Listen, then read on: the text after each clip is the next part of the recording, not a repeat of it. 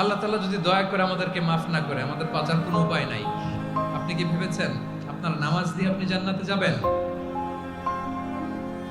আপনি তাহাজ্জুদ গুজার, সেজদা দিতে দিতে কপালে দাগ ফেলেছেন, এটা আপনারা জান্নাতে নেবে না। আপনি এলাকার সবচেয়ে বড় হাতেম তাই দানশীল, এই দানের ভরসায় বসে আছেন। কুশ্চিত কালো ভাব।